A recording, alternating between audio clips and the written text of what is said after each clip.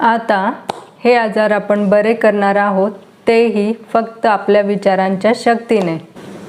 नमस्कार, मी शीतल. आनंदाचे सिक्रेटमध्ये तुम्हा सर्वांचे पुन्हा एकदा मनापासून खूप खूप स्वागत.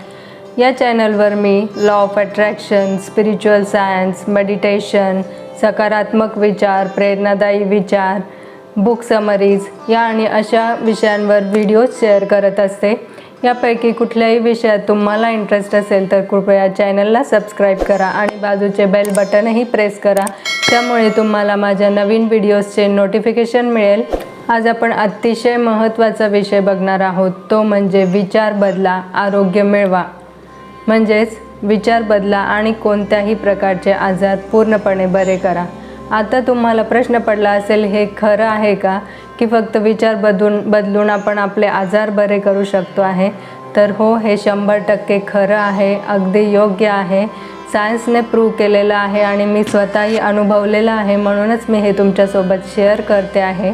आपल्या सर्वांना ईश्वराने एक मौल्यवान भेट दिलेली आहे, पण आपल्याला त्याची जाणीवच नाही. आपण ते गृहीत धरलेले आहे आणि ती मौल्यवान भेट म्हणजे आपले शरीर. पण आजकालच्या चुकीच्या लाईफस्टाईलमुळे, नकारात्मक विचारांमुळे, नकारात्मक भावनांमुळे आपण अनेक छोट्या मोठ्या आजारांना आमंत्रण दिलेले आहे.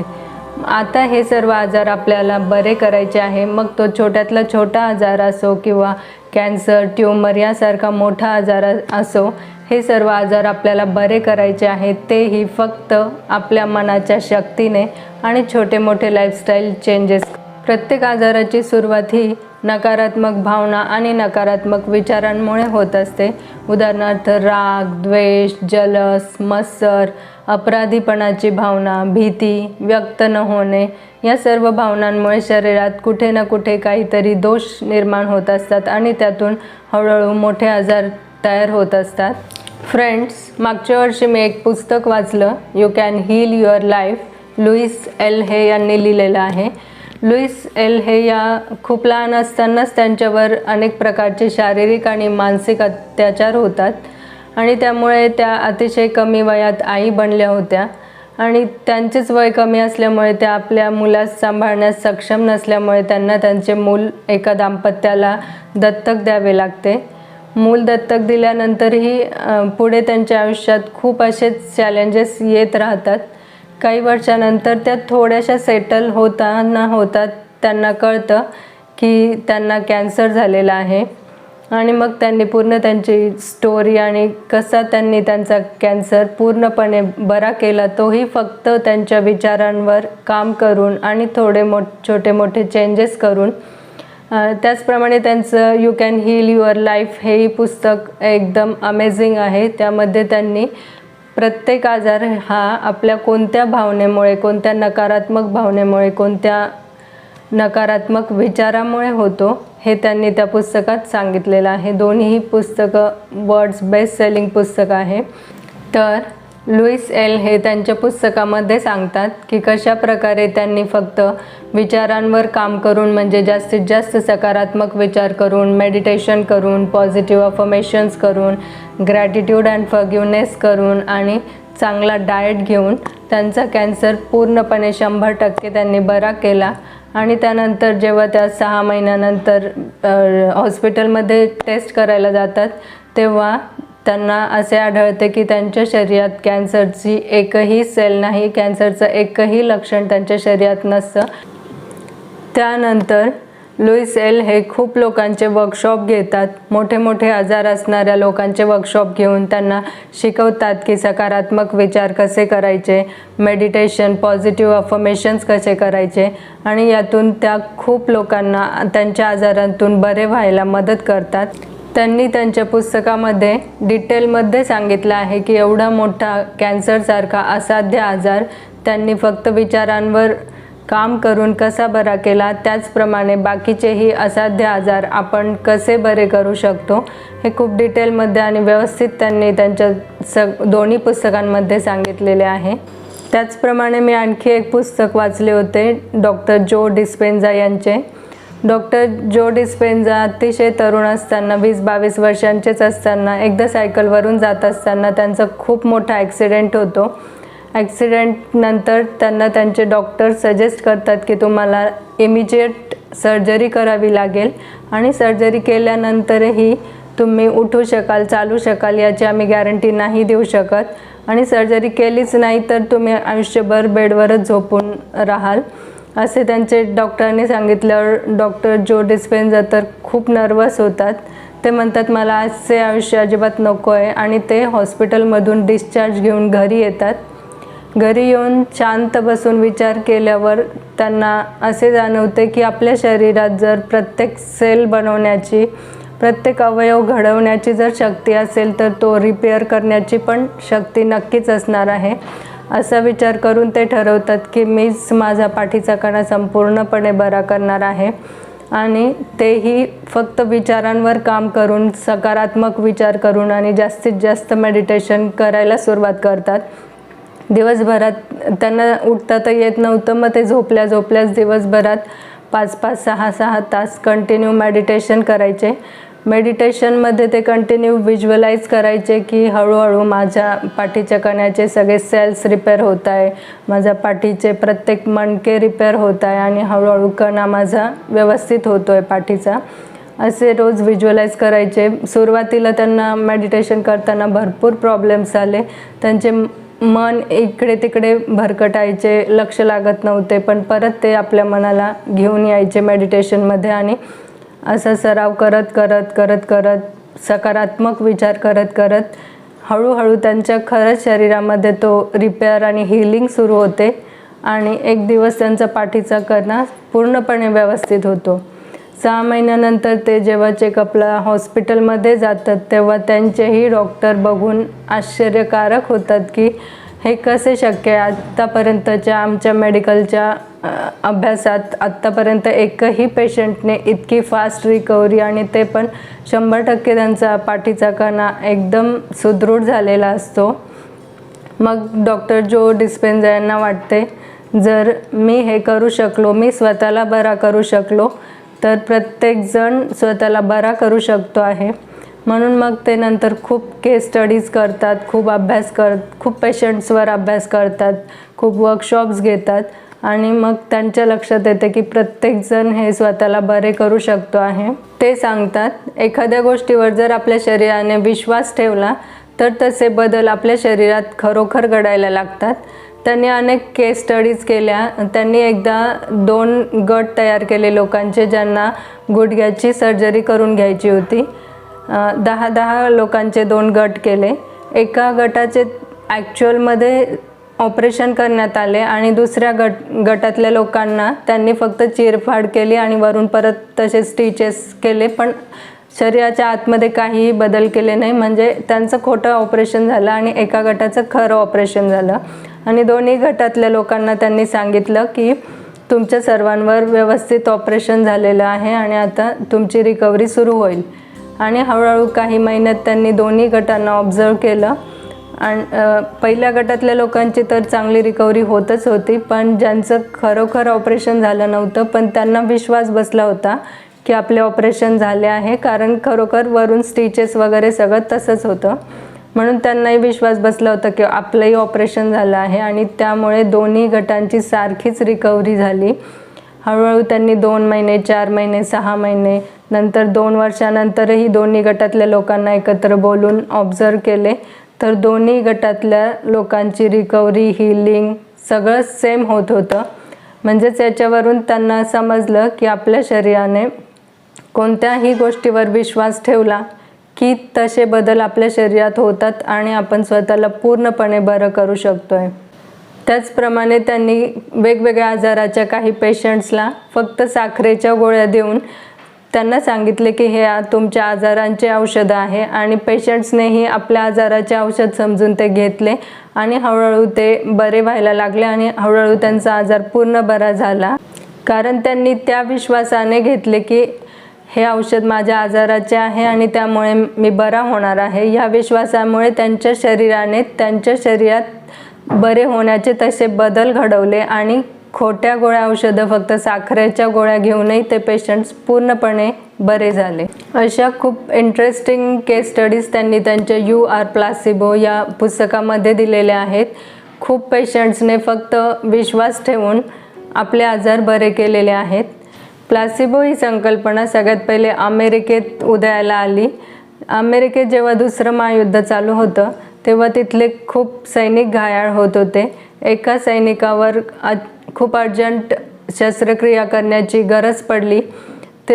पण त्या हॉस्पिटलमध्ये ऑपरेशनच्या आधी जे ॲनेस्थेशिया देतात त्याचं इंजेक्शन संपलेलं होतं आणि बाहेर महायुद्ध चालू असल्यामुळे ते त्यांना अवेलेबल पण होणार नव्हतं. पण शस्त्रक्रिया करणे खूप अर्जंट होते, म्हणून ते डॉक्टर त्या पेशंटला फक्त सांगतात की आता आम्ही तुम्हाला ॲनेस्थेशियाचं इंजेक्शन देणार आहोत आणि त्यामुळे तुमचे हे अवयव बधीर होणार आहे.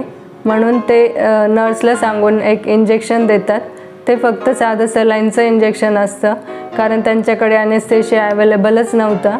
पण ते इंजेक्शन देऊनही तो पेशंट खरंच बधीर होऊन जातो, कारण त्याने विश्वास ठेवलेला असतो डॉक्टरांनी जे सांगितले त्याला, आणि संपूर्ण शस्त्रक्रिया व्यवस्थित पार पडते. त्याला थोडीही जाणीव होत नाही की त्याचे शरीर कारण बधीर झालेले असते, त्याला थोडीही जाणीव होत नाही किंवा आपल्यावर ऑपरेशन वगैरे चालू आहे.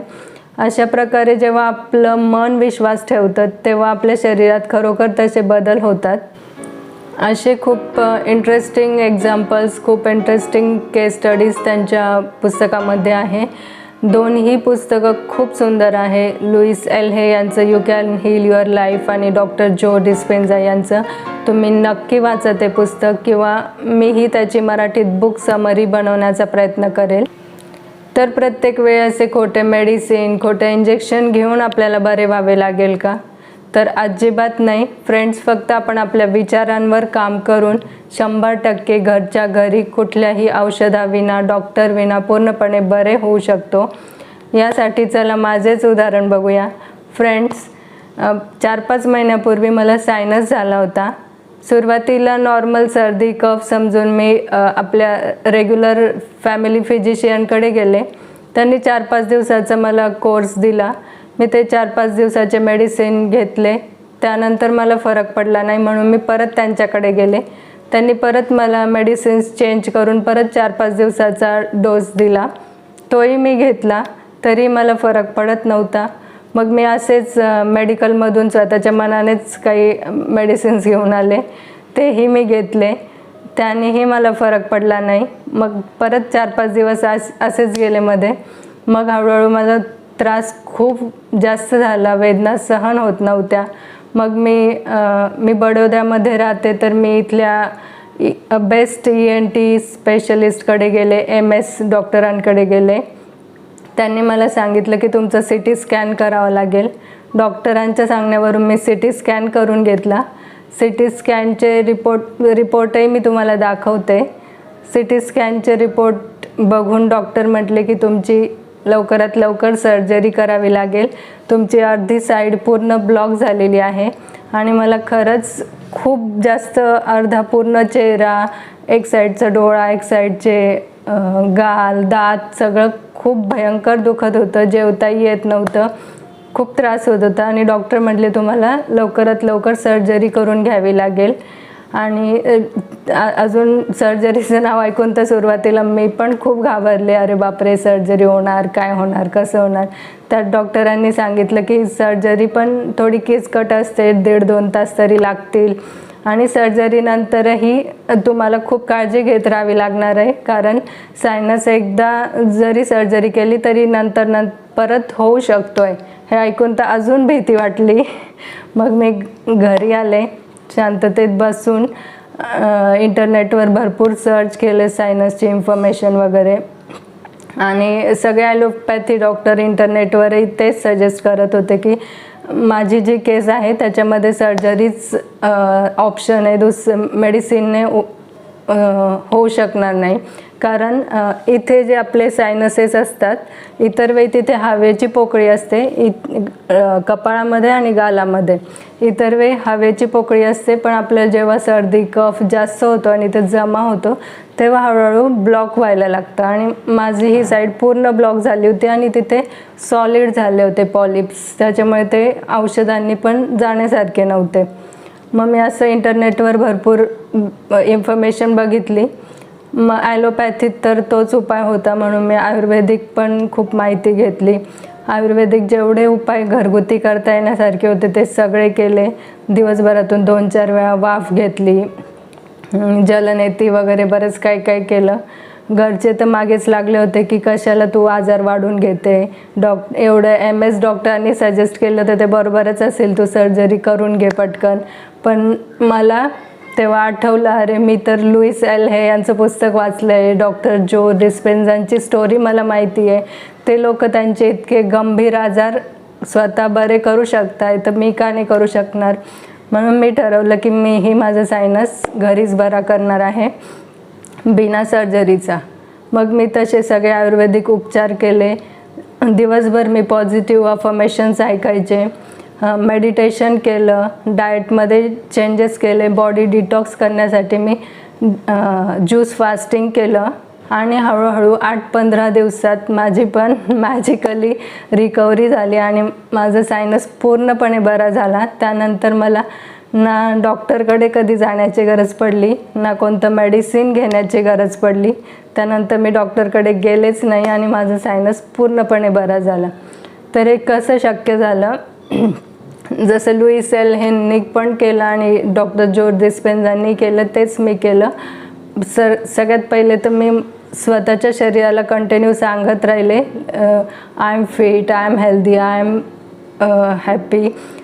हे पॉझिटिव्ह अफर्मेशन्स कंटिन्यू शरीराला दिले. त्याचप्रमाणे मेडिटेशन केलं, डाएटमध्ये चेंजेस केले. आणि पॉझिटिव्ह अफर्मेशन्स म्हणजे काय, ते कसे करतात हे जर तुम्हाला माहीत नसेल तर आपल्या चॅनलवर पूर्ण त्याची प्लेलिस्ट आहे.